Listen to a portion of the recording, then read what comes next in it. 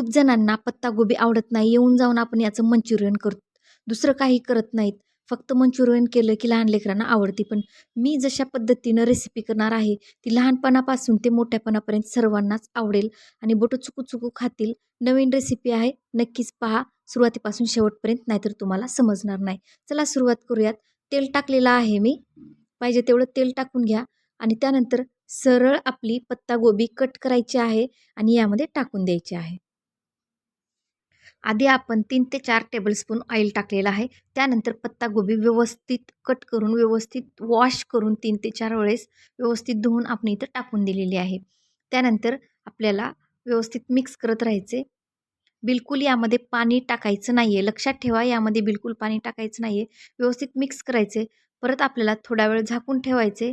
परत मिक्स करायचे. परत थोडा वेळ झाकून ठेवायचे. परत मिक्स करायचे. तर असंच करत राहायचे. खालचं बूड लागू देऊ नका. अ, तर थोड्या-थोड्या वेळाला झाकून ठेवून मिक्स करत राहायचे किंवा झाकून नाही ठेवला तरी थोड्या-थोड्या वेळाला हे बघा खालच्या साईडचं आहे ते वरच्या साईडला करायचे आणि अशा प्रकारे करून घ्यायचे. खालच्या साईडला थोडा पिंक कलर आलेला आहे, बघू शकता तुम्ही. तर त्यानंतरही आपल्याला झाकून ठेवायचं आहे थोड्या वेळासाठी. परत तीच प्रोसिजर करायची आहे. तर बघा 1 ते 2 मिनिटासाठी झाकून ठेवलं होतं. परत काढलेलं आहे बघा. तर बऱ्यापैकी गोबी शिजलेली आहे. बघू शकता. थोडं पिंक ब्राऊन कलर आलेला आहे. तर या ठिकाणी आपल्याला मीठ टाकायचं आहे.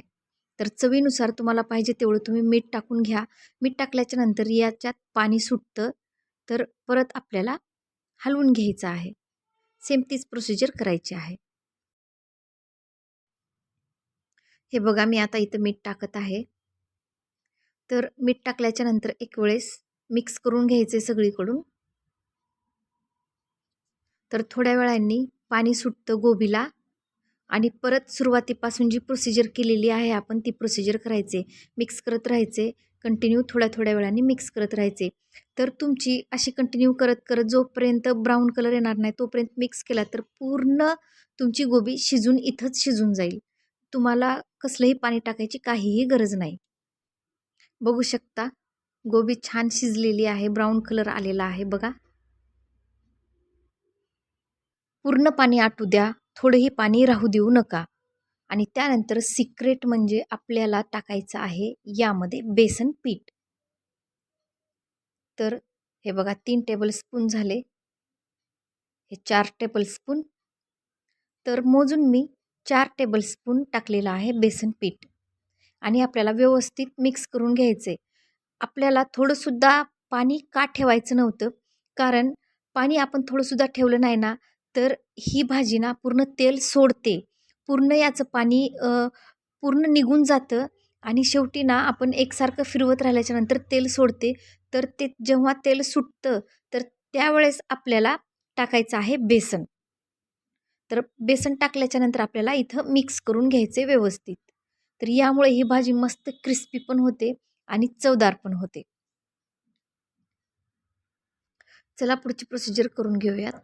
थोड्या वेळ झाकून ठेवा आणि त्यानंतर व्यवस्थित काढून घ्या. बघा मी काढून घेतलेली आहे भाजी. तर त्यानंतर एका कढईमध्ये ऑइल टाकलेलं आहे. परत पुढची प्रोसिजर सांगत आहे. कढईमध्ये ऑइल टाकलेलं आहे. त्यानंतर बघा एवढं अद्रक घेतलेलं आहे. त्यानंतर एवढं लसूण घेतलेलं आहे आणि मिरच्या घेतलेल्या आहेत. लाल मिरच्या घेतलेल्या आहेत. तर हे मी बारीक करून घेतलेलं आहे. तुम्हाला जेवढं दाखवलेलं आहे तेवढं. त्यानंतर फोडणीसाठी मी मोहरी टाकलेली आहे. त्यानंतर थोडे जिरे टाकलेले आहेत. त्यानंतर लाईट गेल्यामुळं मी तुम्हाला दाखवू शकले नाही. तर मोहरी टाकले, जिरे टाकले, धनी पावडर टाकलेला आहे आणि त्यानंतर थोडे जिरे पावडर टाकलेलं आहे. त्यानंतर चुटकीभर मिरे पावडर टाकलेलं आहे. व्यवस्थित मिक्स करून घ्यायचे. त्यानंतर आपण जे पेस्ट केलेलं होतं लसण, अद्रक आणि कोथिंबीर पण थोडीशी टाकायची आहे. लसण, अद्रक, कोथिंबीर आणि हिरवी मिरची पेस्ट करून घेतलेलं आहे. ते पण याच्यामध्ये टाकायचं आहे आणि व्यवस्थित मिक्स करून घ्यायचं आहे. तर त्या पाणी बिलकुल टाकायचं नाही आहे. व्यवस्थित मिक्स करून घ्यायचे. परत आपल्याला थोडंसं जर टाकायचं असेल मीठ चवीपुरतं एकदा चव पाहून घ्या आणि नंतर मीठ पण टाकून घ्या.